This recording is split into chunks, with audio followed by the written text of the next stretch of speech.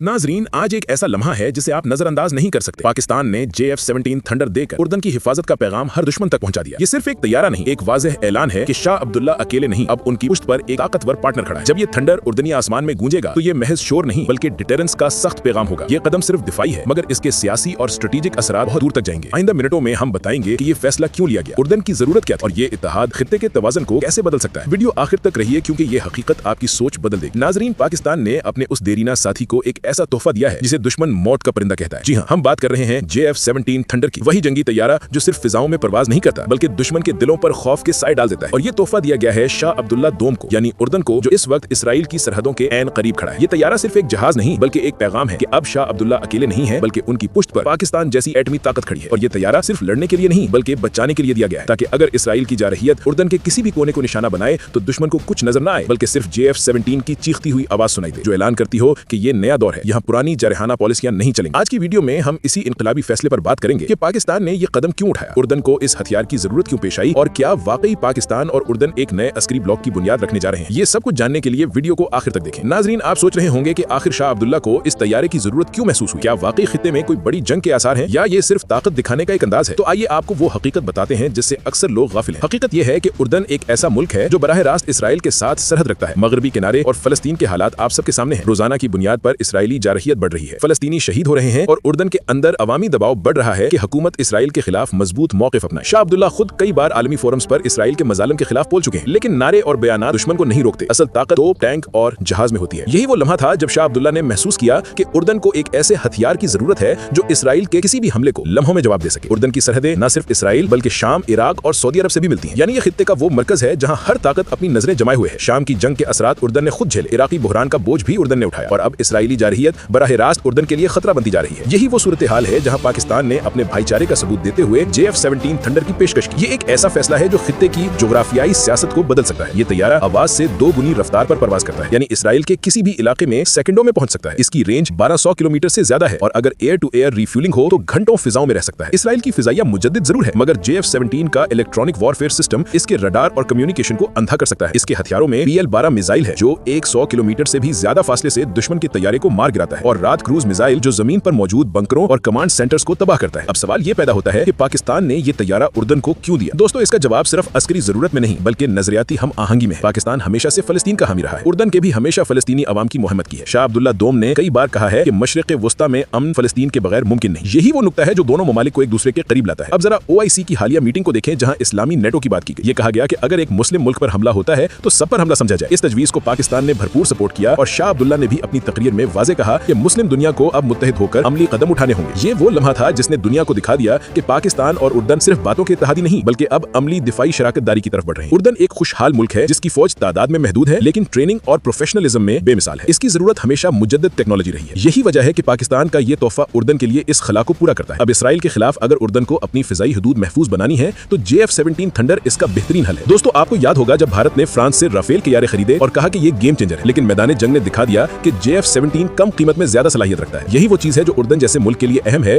क्योंकि इसे अपनी मईशत पर बोझ डाले बगैर मुजद्दिद दिफाई निजाम चाहिए। आज जब इसराइल गजा में जुल्म कर रहा है और उसके असरात उर्दन तक पहुंच रहे हैं, जब लाखों फलस्तीनी पनाह गजीन उर्दन में हैं, तब ये इत्तेहाद एक नई उम्मीद है। शाह अब्दुल्ला और पाकिस्तानी क़यादत का ये कदम न सिर्फ इसराइल को एक पैगाम है बल्कि मगरबी ताकतों को भी कि इस्लामी दुनिया अब बेदार हो रही है। नाजरीन, और अगर आपको लगता है कि पाकिस्तान और उर्दन का ये नया इत्तेहाद वाकई दुनिया की सियासत का नक्शा बदल देगा तो कमेंट्स में जरूर लिखें। ये नया दौर है इस्लामी दुनिया का।